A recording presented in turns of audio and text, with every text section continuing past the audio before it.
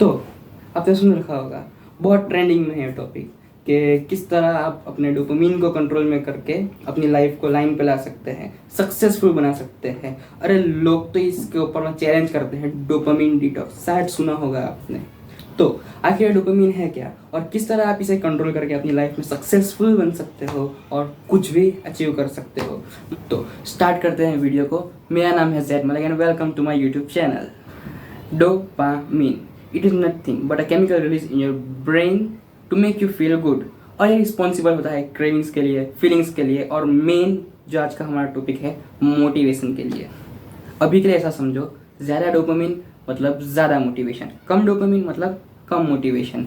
Motivation में और सारे केमिकल्स भी काम करते हैं, लेकिन हमें न्यूरो साइंस का पेपर लिखने नहीं जाना है, सो अभी के लिए यहीं पर रुको। अब ये ऐसा केमिकल है जिसको आपने अगर सही से यूज़ कर लिया तो आपको मोटिवेशन तो दे सकता है, लाइफ को सही तो कर सकता है, लेकिन अगर इसका इस्तेमाल आपने बराबर नहीं किया तो आपकी लाइफ को बिगाड़ तक सकता है।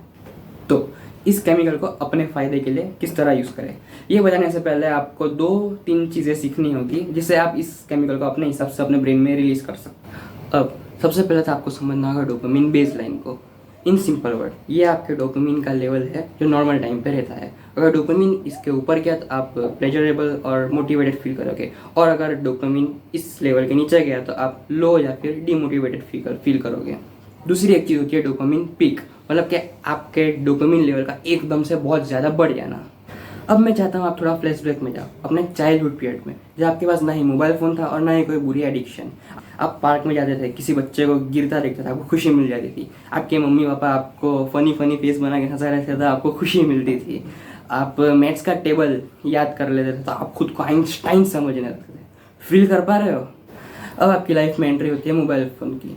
आप डाउनलोड करते हो पबजी, 1-2 घंटे खेलते हो, रख देते हो। अब आपको बहुत अच्छा महसूस होने लगता है। 2-4 दिन या 1 हफ्ते तक आप खेलोगे, आपको इसकी आदत पड़ जाती है।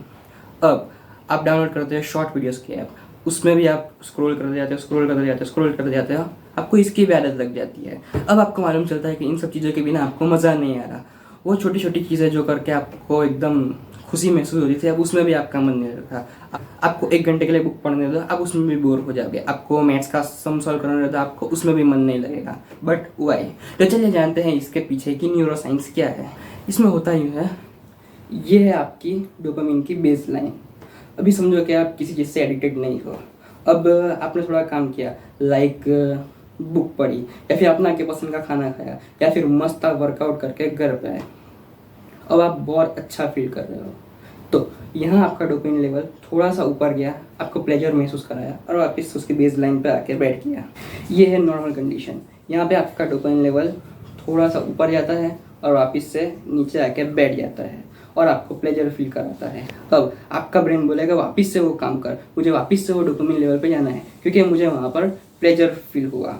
अब आप वापस से वो काम करने के लिए मोटिवेट हो जाते हो। यही रीज़न है एक बॉडी बिल्डर बार बार हैवी वेट मारता है और एक बुक लवर इतनी सारी बुक्स पढ़ लेता है। अब आपकी लाइफ में एंट्री होती है मोबाइल फ़ोन की। आप शॉर्ट वीडियोस को स्क्रॉल करते जाते हो, आपको यहाँ पे एकदम से बहुत अच्छा फील होने लगता है, तो आप और स्क्रॉल करते जाते हो। यहाँ आपका डोपामिन लेवल एकदम से बहुत बढ़ जाता है, वो भी बिना मेहनत किए। इसे हम कहते हैं डोपामिन पीक। अब आप बताओ, आपका दिमाग इन दोनों में से कौन सा रास्ता चूज़ करेगा? मेहनत करके थोड़ा डोपामिन मिलता है वो, या फिर बिना मेहनत के बहुत सारा डोपामिन मिल जाता है वो? ऑब्वियसली बिना सोचे, यानी जहाँ से आसानी से मिल जाता है वो।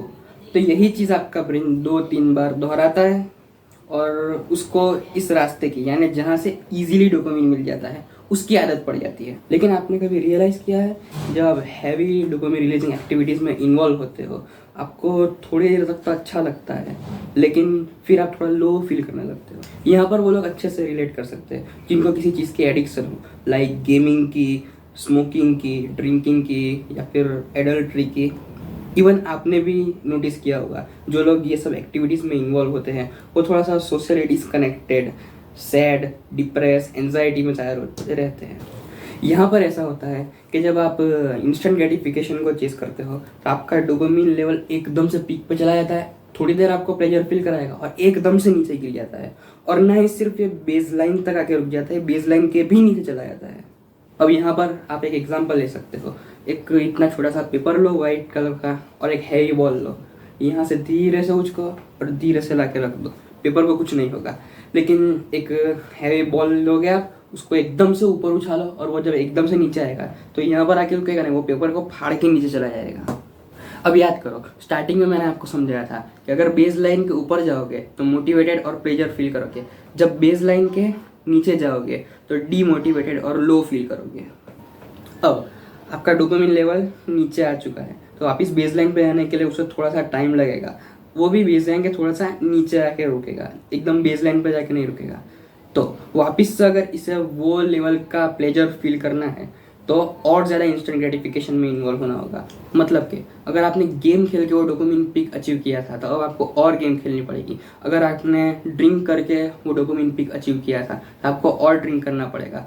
अब आप जब आपने सेकेंड बार वो पिक अचीव की एकदम से तो वापस से आप नीचे आके गिरोगे, तो आप वापस से वो पिक अचीव करने की ट्राई करोगे, वापस से आप नीचे आके गिरोगे और ये एक साइकिल बन जाएगा। अब एक टाइम ऐसा आएगा कि जब आपका डोपामिन लेवल है वो मैक्सिमम टाइम पे यहाँ नीचे ही रहेगा, इसीलिए मैक्सिमम टाइम लो फील करोगे या फिर एंजाइटी में रहोगे या फिर एकदम वर्स्ट केस सिनेरियो के अंदर डिप्रेशन तक फील करोगे। अब एक सेकेंड के लिए सोचो, आप पेरेंट्स हो और अपने रोते हुए बच्चे को चुप कराने के लिए मोबाइल फ़ोन हाथ में दे देते हो। इस उम्र के अंदर आप उसे इंस्टेंट ग्रेटिफिकेशन की आदत लगा रहे हो, मतलब अभी से आप इसे आदत डाल रहे हो कि इजीली डोपामिन अचीव करने के लिए। अब वो बच्चा बड़ा होके कैसे हार्डवर्क करके वो डोपामिन अचीव करेगा, जो डोपामिन बुक्स पढ़ने से मिलता है, जो डोपामिन हार्डवर्क करने से मिलता है, जो डोपामिन जिम जाने से मिलता है। मैं इस टॉपिक में ज़्यादा अंदर नहीं जाना चाहता, इसके ऊपर और एक वीडियो बनानी पड़ेगी डीप में, और मैं बनाऊंगा भी। अभी के लिए आते हैं वापस से पॉइंट पे। तो अब प्रॉब्लम तो क्रिएट हो गई, इसका सॉल्यूशन क्या है? तो फिलहाल तो इस वीडियो में आपको मैं 5 पॉइंट बताता हूँ जिसके ऊपर आपको इस वीडियो को ख़त्म होते ही काम करना शुरू कर देना है। और बाकी जो छोटे छोटे पॉइंट है इस वीडियो में हम कवर नहीं कर सकते, उसे स्पेशली हम मेंटल हेल्थ वाली वीडियो के अंदर कवर करेंगे डीप में। पॉइंट नंबर 1, जो प्रॉब्लम का बेस है उसे ही ख़त्म कर दो। मतलब जिस चीज़ से आपको डोपामिन का पीक मिलता है उसे तो धीरे धीरे कम कर दो और फिर उसे एकदम से ही ख़त्म कर दो। ये चीज़ आपको बहुत सारे लोगों ने अलग अलग लैंग्वेज में समझाई होगी, लेकिन मैंने आपको न्यूरो साइंस के साथ समझा दी है, तो शायद आप इजीली इन चीज़ों को काबू में कर सकते हो।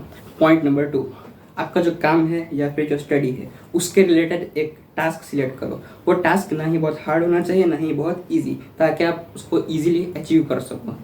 अब आप टास्क कंप्लीट करोगे, आपको डोपामिन मिलेगा, खुशी होगी और वापस से वो काम करने का मोटिवेशन मिलता रहेगा। Point number 3, do workout.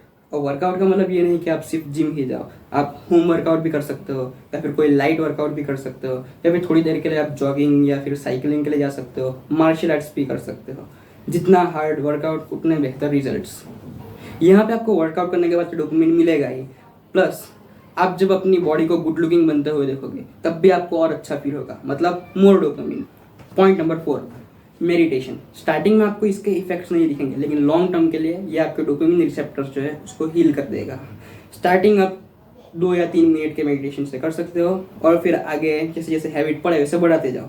Point number 5, my personal favourite, ice bath. भाई ये चीज़ के इतने ज़्यादा बेनिफिट्स है कि मैं आपको गिनाते थक जाऊंगा, लेकिन आज के टॉपिक के हिसाब से अगर बोले तो ये करने के बाद आपके ब्रेन में डोपामिन की नदियाँ बहने लगेंगी, आपका डोपामिन लेवल जो है वो 300% तक बढ़ जाएगा। बट वेट, डोपामिन इतना ज़्यादा बढ़ जाएगा वो भी कम मिनट से, तो क्या ये इंस्टेंट ग्रेटिफिकेशन की तरह नहीं हुआ? एक्चुअली नहीं। मैंने जो आपको 5 पॉइंट्स बताए उसके अंदर एक चीज़ आपको कॉमन मिलेगी और वो है पेन। और यहीं पे आता है वीडियो का मेन रस। आप वो काम, स्टडी, वर्कआउट या फिर आइस बात को ख़त्म करते हो तो आपको एक डोपामिन मिलता है, और वो डोपामिन को हासिल करने के लिए आपको पेन के रास्ते से गुजरना पड़ता है, और यही पेन की वजह से आपको डोपामिन के लिए मोटिवेशन मिलता है और डोपामिन आपको और मोटिवेट करता है काम के लिए। तो ये 5 पॉइंट्स के ऊपर काम करो और सक्सेस को अचीव करो।